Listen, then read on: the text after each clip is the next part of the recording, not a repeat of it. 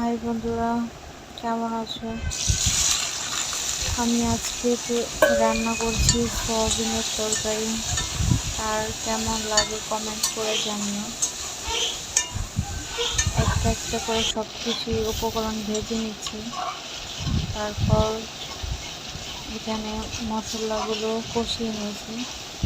এটা কিন্তু একদম নিরামিষ সয়াবিন রান্না, এখানে কোনো রসুন পেঁয়াজ নেই। আলুগুলো ভেজে রাখার পর দিয়ে দিয়েছি।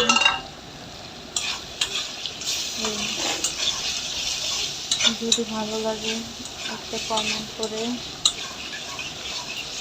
চ্যানেলটা সাবস্ক্রাইব করবেন প্লিজ।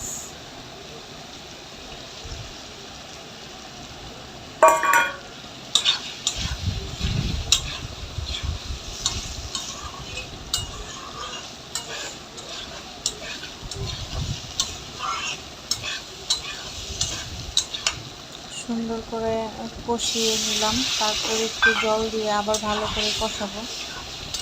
কষাতে কষাতে এখন পুরোপুরি জল দিয়ে দেব।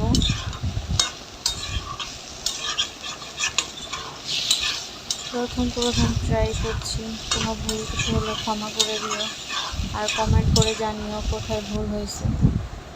এ পর্যায়ে জল দিয়ে দিলাম, ঝোলটা একটু শুকাবে।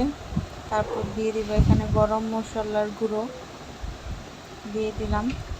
তারপর একটু ভালো করে নাড়াচাড়া করে মিক্স করে নিতে হবে। মিক্স করার পরে ঝোলটা একটু শুকিয়ে আসলে পরে উপর দিয়ে কতগুলা ধনেপাতা দিয়ে দেব, জাস্ট শুধু একটু ফ্লেভারের জন্য, আর কিছু না। তারপর দেখুন এই পর্যায়ে একটু নাড়াচাড়া দিয়ে তরকারিটা নামিয়ে ফেললাম। আজকের ভিডিওটা এই পর্যন্তই, শেষ।